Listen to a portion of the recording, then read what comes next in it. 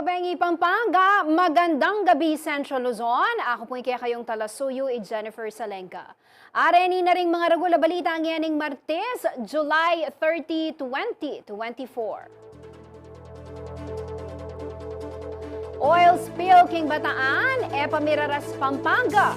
Seafood king probinsya, safe Pangkanan, Agpangkang Governor Delta at BPAR Region 3. Early harvesting daring asan keng Manila Bay Cove. Sasalangsangan ng Masantol Mayor Tonton Bustos. Pagsusuot ng face mask, pagtitiyak na malinis ang tubig at pagkain, ilan sa dapat gawin para maiwasan ang epekto ng oil spill. Paglalagay ng oil spill booms, inihahanda na ng PCG at iba pang ahensya ng gobyerno. At 7,000 individual sa Central Luzon nananatili pa rin sa evacuation center ayon sa RDORMC Region 3.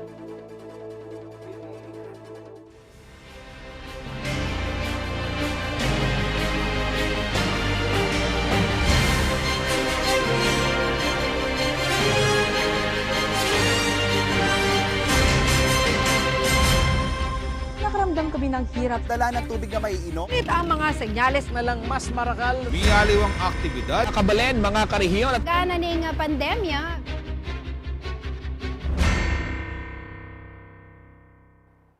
magsadya ang Kapitolyo na ning Pampanga kambe po rin miyaliwang ahensya ng gobyerno at LGUs kaya posibleng epekto na ning Bataan oil spill king lalawigan.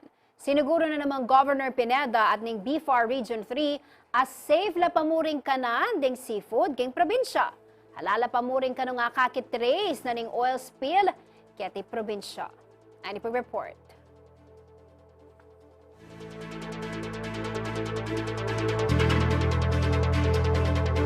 Metong nga coordination meeting di king Bataan oil spill incident ing Merapat, panimuna na ng provincial government ng Pampanga ngayon Martes, July 30. Pisabihan na rin may aliwang ahensya na ng gobyerno at lokal na kapanibalan, din posibleng maging epekto na ng mesabing insidente king Labwad, Kapampangan.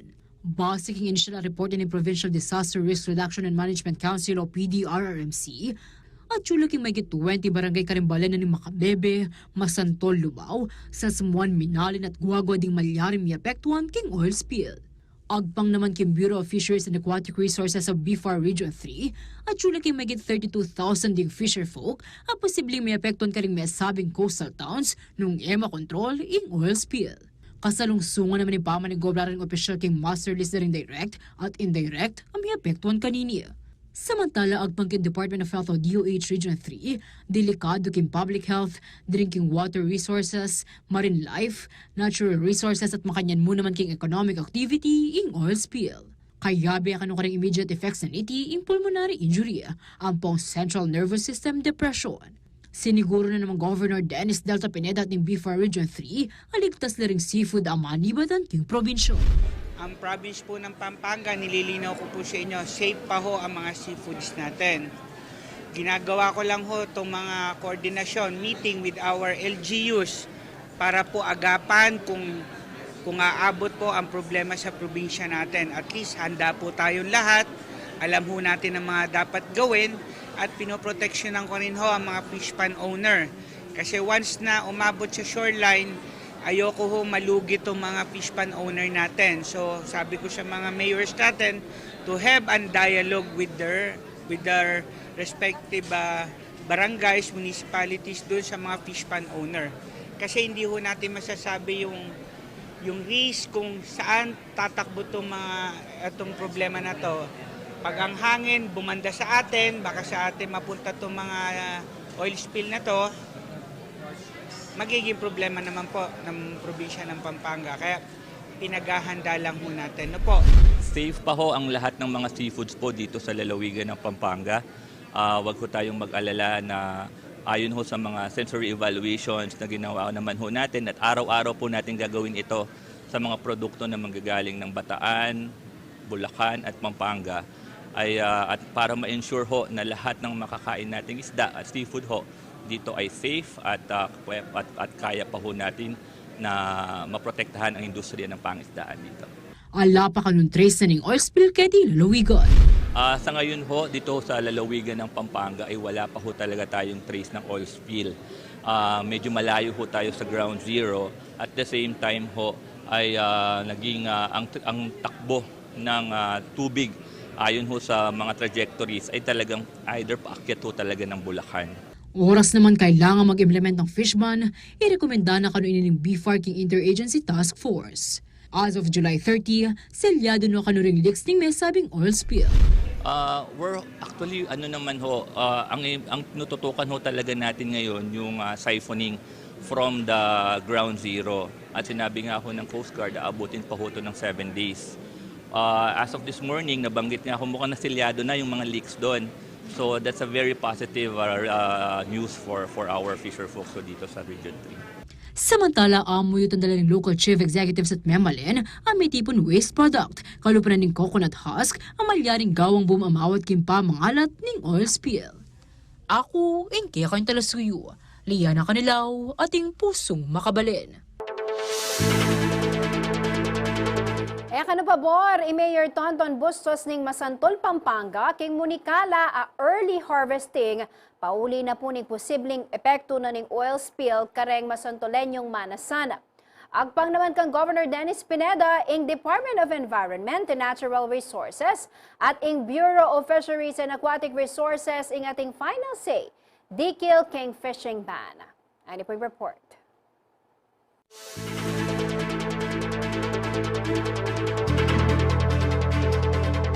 Kaya be ka rin posibleng peka mi epektuan king milyaring oil spill king Bataan deng manasan ibat ka rin apat na coastal towns ning Pampanga. Hapin din ni ring manuknangan king balena ning makabebe masantul sa smuan ng pong Lubao.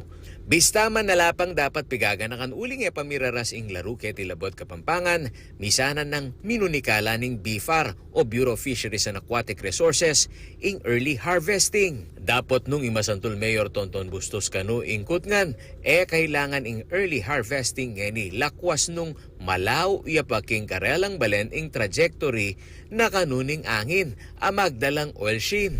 Kahit kami po ang pinakaunang bayan na nakatutok po sa Bataan, iniiwasan muna po natin mapunta po tayo sa ganong klaseng policy measure. Dahil po talaga matatamaan yung ating mga mangingisda, ang ating mga fish pond operators at mga fish vendors na magkakaroon po ng mababang ani, mababang kita, tatamaan po directly ng kanilang family. Kaya napakalaki po ng market, napakalaki po ng mga tatamaan ng mga nagtitinda, mangingisda at mga bangkero. Kung agad-agad i-post prematurely ito pong ban sa pangingisda or itong early harvest na. Agpangkambustos, miras laking mahigit 6,000 ring fisher folks king karelang balen. Anya naman siguradong dakala kanureng misakita ng pong malugi oras mi patupad ya kanu ing early harvesting. Samantala, king coordination meeting apepayaos na ning Kapitolyo ngening Martes, July 30, inutos ng Governor Dennis Delta Pineda king Bureau of Fisheries and Aquatic Resources o BFAR at aliwapang local official ing strict monitoring karing sablang manasan bang saguli ing pamamye ayuda sakaling mi apektuan ing karelang kabyayan. Left bank lang po ng Nakasantol. Pero may mga fish ponds din po sa right bank na may 8 to 13 barangays din po possible na maging affected. Palit po ba sila? Isasama na rin po ba? Actually, nasama lang namin coastal barangay, pero yung mga concerned barangay na may fish pond, tong dito, meron lahat dyan. Isama pa rin po yan. Basiking datos na ning Fisheries Management Regulatory and Enforcement Division ning BFAR Region 3, miras laking mahigit 37,000 deng registered fisher folks keti Pampanga, 3,300 plus laring keng aquaculture, maigi lang 13,000 deng involved keng capture fisheries, kabang maigi lang 16,000 deng mag-engage kareng mialiwang fishing activities. Agpang Pakampineda, deng ahensya na ning gobyerno eksperto keng pamagtest keng kalidad na ning danum, kalupa na ning Department of Environment and Natural Resources o DENR, ampo ing BFAR deng atin kanung final say king pamagpatupad ning fishing ban. Samantala, agpang king pamuntok ning Fisheries Management Regulatory and Enforcement Division ing BFAR Region 3 ay Kenneth Katibug, saguli ing turnover dareng test samples ampong result uling paruminggo kanu ing bibilangan keni. Ang medyo matagal ho yung sa fish samples dahil nga po tinitignan ho natin yung tinatawag ho nating PAH. Sa larangan naman ho ng BFAR, tinignan po natin na pinakamaaga ho talaga makuha yon. Pagdating ho dun sa PAH ay umaabot ho talaga ng around talaga mga 7 to 8 days ho talaga ang nakikita natin. Yes, more than a week. Nilino na naman ng opisyal pa miyayapektuan king milyaring oil spill ing Pampanga. Sa ngayon ho, dito sa lalawigan ng Pampanga ay wala pa ho talaga tayong trace ng oil spill. Medyo malayo ho tayo sa ground zero. At the same time ho ay naging ang takbo ng tubig ayon ho sa mga trajectories ay talagang either paakyat ho talaga ng Bulacan. Safe pa ho ang lahat ng mga seafoods po dito sa lalawigan ng Pampanga. At tatanda ng July 25 king kasagsagana ning Bagyong Karina anyang lumbugya ing MT Terra Nova amagdalang 1.4 liters ning industrial oil king dagat asakop na ning Limay Bataan. Ako yung kakaing talasuyo ay Paulo G. Santos, ating pusong makabalen. Miras po king 51 public schools, kaniking Pampanga, ing megdesisyon na alida pa isundo ing klase niting Lunes, July 29, pauli ning epekto ning habagat a pepasikna ning Bagyong Karina. Pag niya po iti king Department of Education. King kabuuan, 23 public schools ing magsuspending klase king Makabebe, Kabangcha, Nueveng Public Schools naman, King Balening Sasmuan, Amponing Santo Tomas. Are nila pa rin public schools ang magsuspendi ng opening of classes. Tarik Soliman Masantol National High School, Sapang Kawayan High School, King Balena Puning Masantol. Dalapas Libutan High School, Ampong San Pedro High School, King San Simon. Apalid High School, Ampong Sampaga High School, King Apalid. Makanyan muna man King Tinejero Elementary School, King Balena na naman Puning Bacolor. Santo Rosario High School, King Minalin at Sapang Uwak High School, King Porac. Makasadyala pong lungob deni, King Tutuking Lunes, August 5.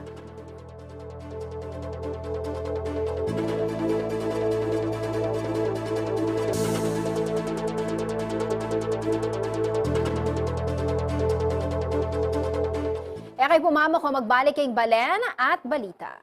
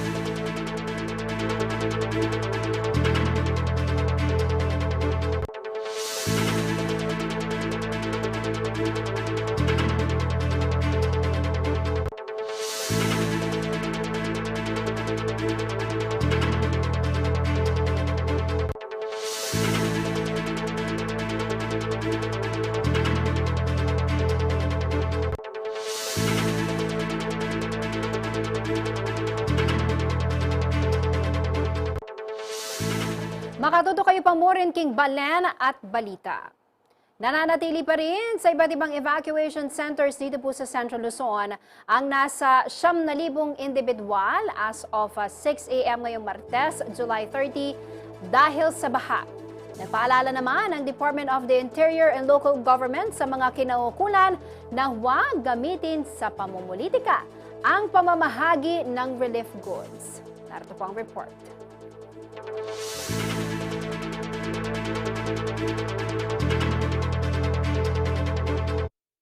Bagamat sumikat ang araw sa ilang bahagi ng ating rehiyon, ramdam pa rin sa iba't ibang lugar ang epekto ng nagdaang bagyong Karina na sinabayan pa ng habagat.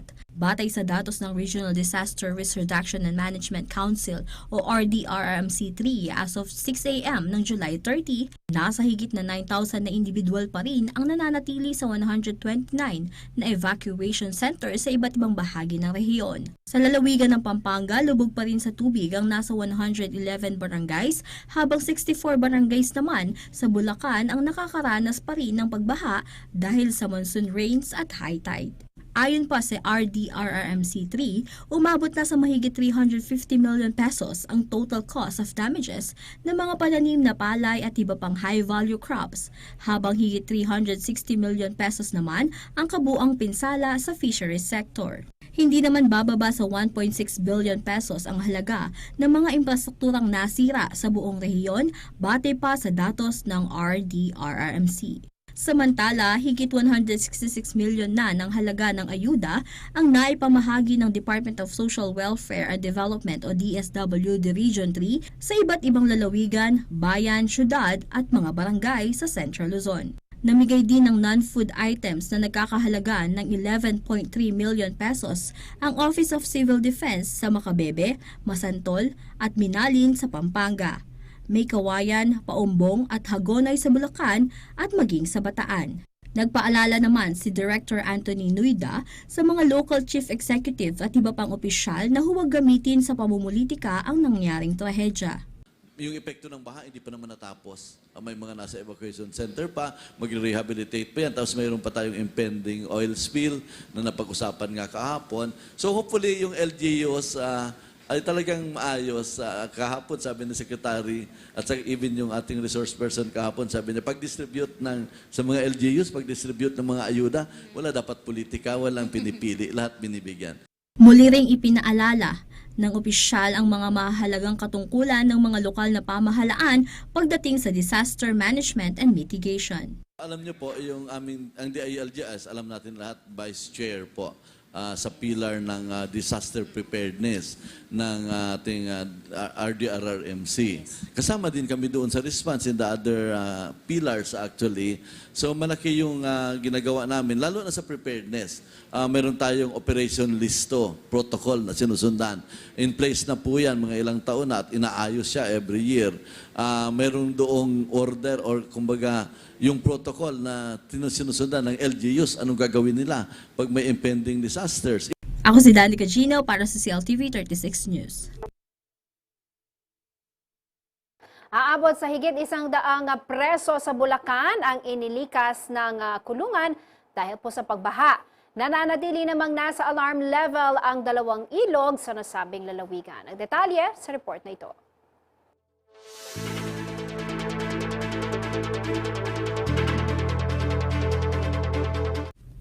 Hindi lamang ang mga kababayan natin sa mga komunidad ang naapektuhan ng pagbaha na dulot ng bagyong Karina at Habagat.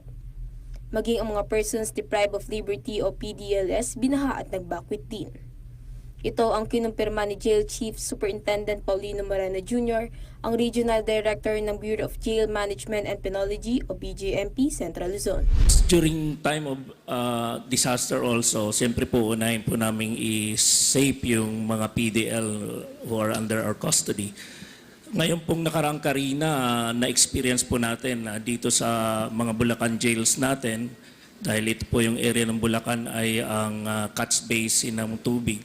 So yung at risk po naging naglikas po tayo ng mga PDL natin na around 116 of them from Giginto Municipal Jail.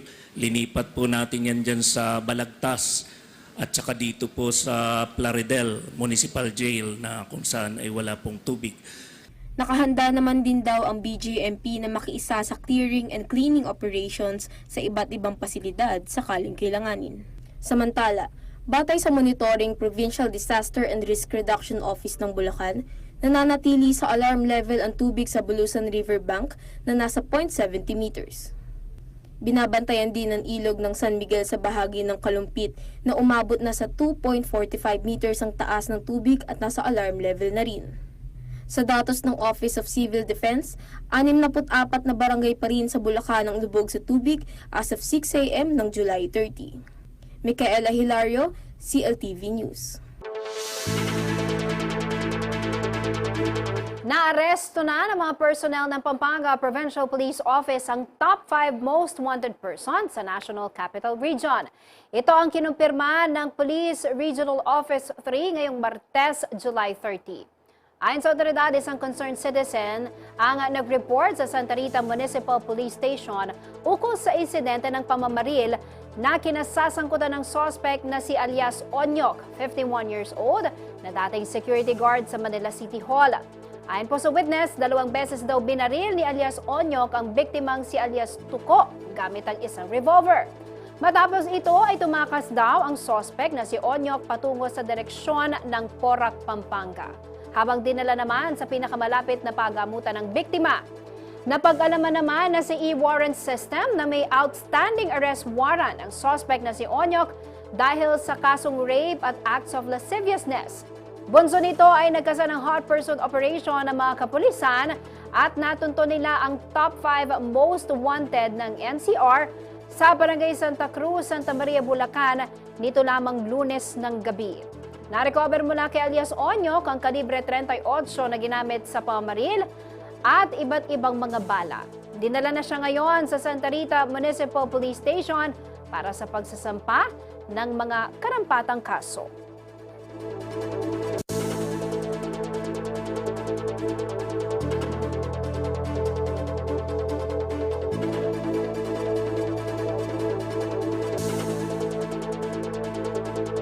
Samantala, nagsagawa ng sunod-sunod na police operation ang Bulacan Provincial Police na nagresulta sa pagkumpiska ng illegal na droga na nagkakahalaga ng higit 220,000 pesos. Naaresto rin ang 10 drug peddlers, 4 na wanted persons at 2 illegal gamblers Lunes, July 29 at umaga ngayong Martes, July 30. Ayon sa ulat ng Provincial Director ng Bulacan PNP na si Police Colonel Relly Arnedo, sa ginawang anti-illegal drug operation ng Provincial Intelligence Unit at ng San Ildefonso Municipal Police Station, bandang alas 2 kaninang madaling araw, 5 sachet ng pinaghinalaang shabu na may estimated standard price na 136,000 pesos, brown pouch at buy-bust money ang nakuha kina alias Tisay at alias Ging sa Barangay Sapang Putol, San Ildefonso, Bulacan. Samantala, 7 drug suspect din ang timbog sa magkakahiwalay na buy-bust operation na isinagawa ng Drug Enforcement Unit ng San Rafael, Bulacan at ng Pulilan Municipal Police Station. Nakuha sa mga suspect ang 22 sachet ng hinihinalang shabu at 5 sachet ng di umano'y marijuana na may kabuang standard drug price na 87,600 pesos at marked money. Dinala sa Bulacan Provincial Forensic Unit ang mga naaresto suspect at mga nakuhang ebidensya para sa kaukulang pagsusuri habang kasong paglabag sa RA 9165 o ang Comprehensive Dangerous Drugs Act of 2002 ang isasampang kaso sa mga sospek. Bukod dito, 4 na wanted person ang naaresto sa ginawang manhunt operation ng trucker teams ng Bulacan 1st Provincial Mobile Force Company, Santa Maria Balagtas at San Jose del Monte City Police Station. Kasalukuyang nasa kustodiya ng arresting units ang mga nahuling suspect. Sa kabilang banda, 2 individual ang nahuli sa aktong pagsusugal sa larong pool o poker sa barangay Mapulang Lupa, Pandi, Bulacan. Nakuha rin sa mga nagsusugal na isang mesa ng pool, 4 na pool stick, 13 piraso ng bola, isang set ng playing cards at bet money. Kasalukuyan ang nasa kustodiya ng otoridad ang mga suspect. Ang mga operasyon ng Bulacan Police ay alinsunod sa order ng hepe ng PNP na paigtingin, palakasin at tutukan ang anti-criminality drive ng ahensya.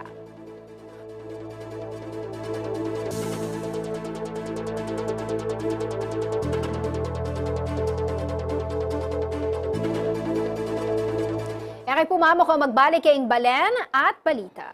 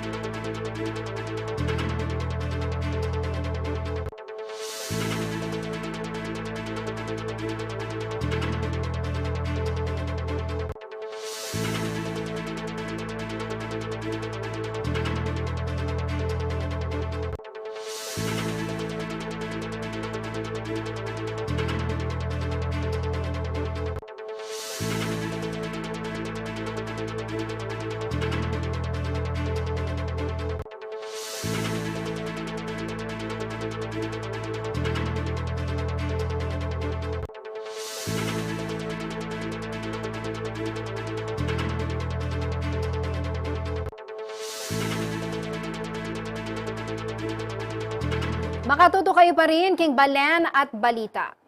Pansamantalang sinuspende ng Philippine Coast Guard nitong July 29 ang pag-spray ng dispersants o chemical agent na ginagamit po upang paghiwalayin sa maliliit na droplets ang langis sa tubig.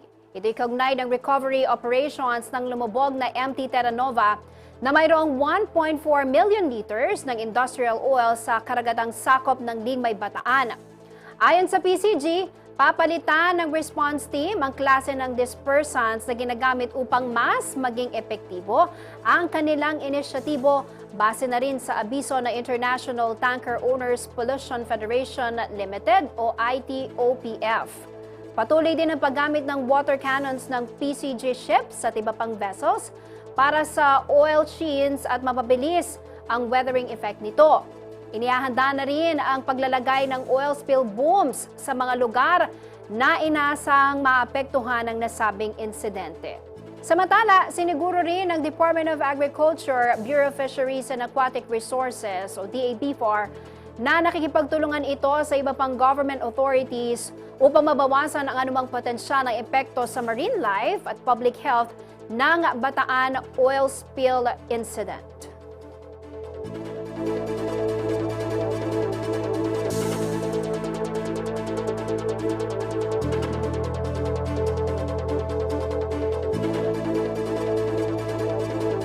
Kaugnay po ng balitang yan, makakasama po natin sa ating programa via phone patch si Lieutenant Commander Michael John Encina, ang tagapagsalita po ng PCG NCR at Central Luzon. Magandang araw po sa inyo, Lieutenant Encina. Maraming salamat po sa oras niyo sa ating programa. Magandang gabi po sa inyo. Maraming salamat din po. Opo, makikibalita po kami sa latest effort na ginagawa po ng PCG. Base po doon sa latest aerial inspection na ginawa po ninyo. Kumusta po ang lagay nitong oil spill? Nakikita niyo ho ba? Kasi parang ang statement na narinig po natin earlier sa balita, mukhang hindi na po siya gaanong visible. Can you expound on that? Ano pong ibig sabihin nun, Lieutenant Encina, sir? Tama po, kaninang umaga, nag-conduct po ang Philippine Coast Guard. Kasama po dito si Admiral Ronnie Hilgaban, ang ating pong komandante at ang ating district commander po, si Commodore Arnaldo Lim. At kasama din po namin yung expert, yung taga-IPAF po, para talaga mag-assess at magbigay sa atin ng advice during the conduct po ng aerial surveillance. Ngayon, we found out po, nung umikot po kami, nagsimula po kami umikot sa Bulacan, sa area po ng Pampanga, Bataan, and then paikot po tayo ng Cavite, Ternate, Amaya, paikot po ng Ground Zero. Napansin po namin talaga, and even din po yung pong expert na taga-IDAC na halos wala na pong makitang oil sheen. We are not actually considering yung oil spill. Yung oil sheen, sir, ma'am, ay wala na po, halos. So, unnoticeable, very little amount na lang po talaga. Yung nakikita po natin, though doon po sa Ground Zero, may talaga pong makikita pa tayo na stretch ng oil sheen. Pero yung pong 2 to 4 kilometers na na-observe po kahapon, ngayon po is mga nasa less than kilometer na lang po, 1 kilometer. So ganun na lang po siyang kaliit. At yun po yung nanggagaling mismo sa Ground Zero or doon po sa location kung saan nag-submerge po itong water tanker Terra Nova.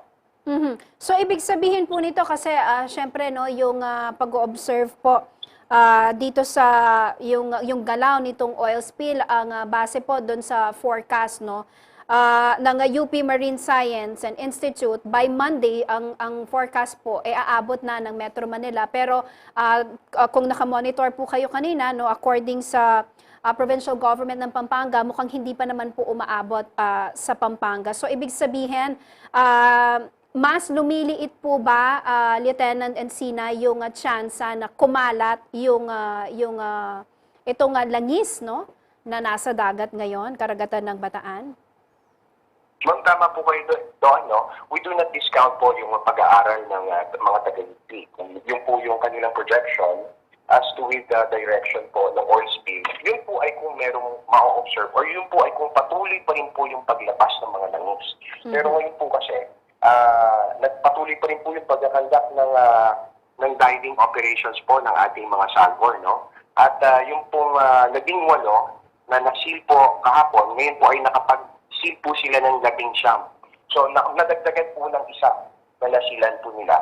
The mere fact po na kanina pong umaga ay nagkandak po sila ng resealing ng mga nasil na po nila ng mga nakarang araw para po ma-ensure lang na ito pong mga valves na ito ay hindi po maglilig during the conduct po ng siphoning at yung pong pagpapa-refloat na po dito sa motor tanker Terra Nova.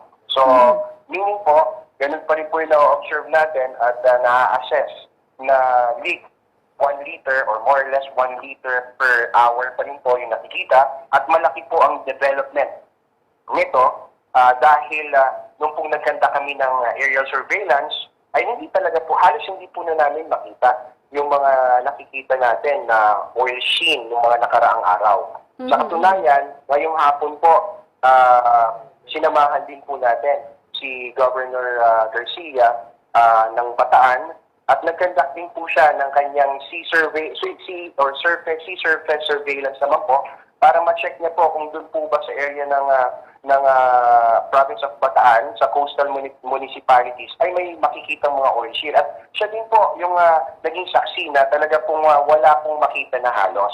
At kundi doon lang po sa ang concentration po ng oil sheen ay dito po sa may area ng ground zero. Correct me if I'm wrong, sir, parang you've mentioned ng PCG na kapag yung 14 na valves naselyuhan na po, nasil na yung siphoning magsisimula na. Ginagawa na ho ba yung siphoning operation? Ma'am, negative po. Yung pong pagsuselyo ng 24 na valves po dapat ang magawa natin, no? Meron pa pong natitirang 5 valvula na dapat pong i-seal natin before po tayo magsimula ng siphoning. Again po, ang gusto po natin dito, we do not rush ito pong sealing because we want to ensure na ito pong pagkakandak natin ng siphoning will not result into additional leaks. Kasi po, kapag nag-siphon ka, definitely ang intention mo dyan is humigop ng oil. So kapag humigop ka ng oil sa ilalim ng dagat, meaning magbubukas ka.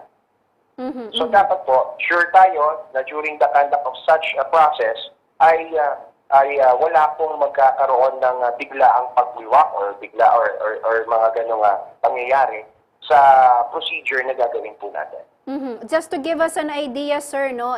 Syempre ho, nabanggit nyo nga, hindi yan basta-basta, pati yung pagseselyo ng mga valves, no? 5 pa ang kailangang masil, no? Gaano po ba katagal yung proseso, no, para magawa o maselyuhan yung 5 natitira pa at masimula na yung siphoning? Ma'am, we are not rushing, no? Hindi po tayo nagmamadali. As to with the timeline po niyan, we will consult yung ating mga divers po dito. We are just confirming po kung ano pa yung mga possibilities. But ang isa po talaga ng sinasabi nila na challenge po dito is yung malakas na kuryente sa baba na kung saan there are instances po na nagagalaw yung mga sealed na valves kaya po nagkakandak tayo ng resealing ulit. Para before po natin simulan itong siphoning, is talagang sure tayo na walang magkakaroon ng leak. Kasi po kapag nag-siphon na tayo at malapit na pong ma-reach natin yung 300,000 liters of IFO na makukuha natin, automatic po yung pong barko na will come afloat po eh. Opo, nabalitaan din namin, Lieutenant Encina, na may mga private individuals, no, private companies na tumutulong na po para mapabilis yung effort, no, makatulong dito sa pag-iwas na kumalat pa itong langis, lalo na po sa mga kalapit na lalawigan sa Pampanga, sa Bulacan, no, and Metro Manila. Gaano po kalaki ang maitutulong po nito, ito pong pagtutulungan, no? Yung pagpapakita naman ng effort ng mga pribadong kumpanya? Tama po kayo dyan, ma'am, no? That's why this incident po is not an isolated effort by the LGU and the Philippine Coast Guard alone. Ang ating pong Pangulo ay nagsabi na po at nag-pronounce ng kanyang gustong mangyari. This should be a whole government approach. So hindi lang po ang Philippine Coast Guard, hindi lang po ang probinsya ng Bataan ang involved dito, kundi po ang lahat ng kawani at ahensya ng ating gobyerno. Actually po, noong nakaraang araw, tayo po ay pinatawag ni Secretary Abalos, nandun din po si Secretary Loizaga ng ating DNR, upang ilathalat yung mga plano po ng iba't ibang departamento at pakinggan yung kanila pong mga gagawin kung sakasakali na magkaroon ng malawakang oil spill. Lahat po ng ating ahensya ay nandoon, nagpakayag ng kanilang suporta, nagtulungan ang mga probinsya po ng na napapaligiran ng Manila Bay ay nandun din po sila. At yun po, nagkaroon po ng magandang pag-uusap kung ano po yung mga dapat gawin sakasakali pong magkaroon ng malawakang oil spill. Pero ito nga po yung ginagawa ng Philippine Coast Guard dito sa Ground Zero, ano? Kung saan mas pinaiigting pa po natin, dinadahan-dahan po natin. We make sure that this operation, siphoning po, ay magiging safe and will not produce any extra leaks dun po sa motor tanker Terra Nova. Opo, alright. Maraming salamat po sa inyong oras. Alam ho namin na abala kayo, no? Para po sa operasyon na ito. Thank you very much for your update, Lieutenant Encina. Maraming salamat po. Maraming salamat po at magandang gabi, ma'am. Kabalayan, Lieutenant Commander Michael John Encina, ang spokesperson na po ng PCG-NCR at Central Luzon. Samantala, delikado ang oil spill sa public health, drinking water resources, marine life, natural resources at maaaring rin po itong makaapekto sa economic activity. Ito ang naging paalala ni Department of Health o DOH Region 3 Director Corazon Flores. Kabilang daw sa immediate effects nito ang pulmonary injury at central nervous system depression. Posibleng maapektuhan ito at kung ma-expose sa pamamagitan ng paglanghap, pagkadikit sa balat at paglunok ng langis o anumang nakontamina nito. Narito po ang mga dapat gawin kung malapit sa lugar na may oil spill. Una, ilayo ang mga bata, matatanda, buntis, at mga may sakit sa baga maging ang mga alagang hayop sa shoreline ng apektadong lugar. Sundin at magantabay sa anunsyo ng LGU. Ugaliin ang pagsusuot ng face mask, siguraduhin din pong malinis at aprobado ang pinagkukuhanan ng tubig at pagkain. Oras na ma-expose sa oil o contaminated water, hugasan ang parte ng katawan gamit ang sabon at malinis na tubig. Agad pong pumunta sa health center kung sakaling makararanas ng iba't ibang sintomas gaya ng pananakit ng ulo, hirap sa paghinga, irregular na tibok ng puso at iba pa. Samantala, ipinaalala rin ng ahensya iba't ibang mga gamot na kailangan pong maibigay sa mga apektadong residente kung kinakailangan. Kasama na po rito ang acetylcysteine vitamin B complex at ascorbic acid. Mayroon naman pong ilang gamot na hindi umano dapat ireseta sa mga pasyente na may history ng oil spill exposure gaya po ng salbutamol, terbutaline, phenoterol, ipratropium, theophylline, furosemide at iba pang sulfa drugs. Para sa karagdagang detalye o agarang medical na tugon, magpunta lamang po sa pinakamalapit na Poison Control Center sa inyong lugar. Maaari rin pong tumawag sa mga susunod na numero sa Bataan General Hospital and Medical Center 0919-386-7335 o sa 0947-237-9711 Local 6012 Jose Bilingad Memorial General Hospital. Narito po ang kanilang mga numero 0921-411-7107, 045-409-6688 Local 112 at East Avenue Medical Center sa numerong 0923-271-1183 o 028928-0611 Local 707.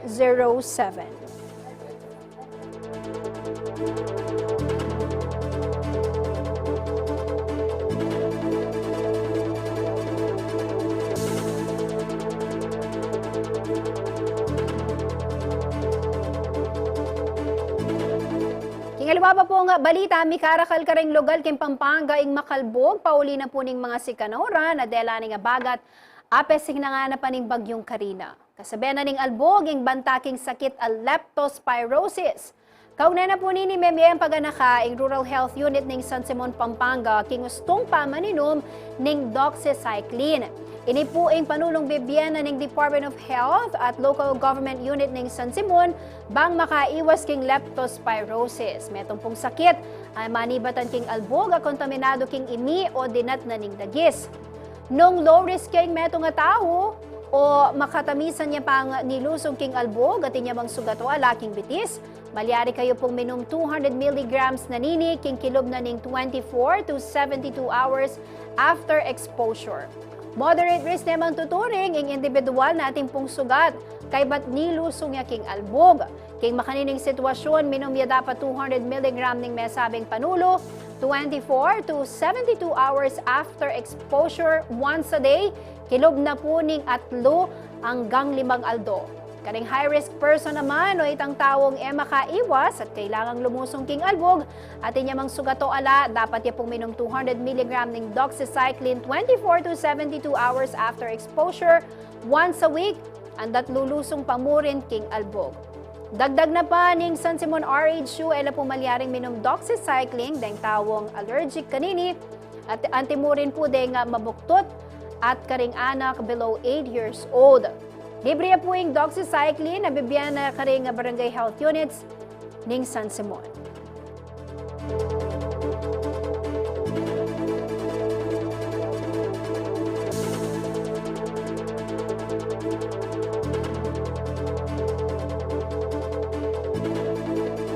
Pinuri ring netizen ng kabalang tamong iwak sese, paulinin kaya nga pamagkusang lu, bagawang paralan, bang milako ing albog, keng Arayat Magalang Road, asakop na po ning Barangay Gatsawin, Arayat. Itiking libutan ning masika na pamanuran, kasabihan na ning pamanalasa na ning bagyong Karina. Base po king post ng Nestor Velasquez, ginawayang pathway isese king gilid na ning dalan, bangka rin niya magos ing danom at iya matipon king kalsada at makalabas na ring motorista.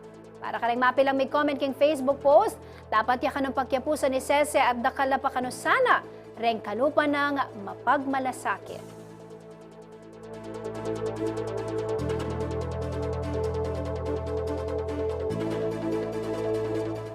Apin po rin, ding maragula balitang kinalap ng kaya katamong news team. Para king alwa pang updates, i-like and follow yun lamang po rin kaya kaming social media pages. King lagyo na po rin mabilog ang CLTV 36 News and Current Affairs.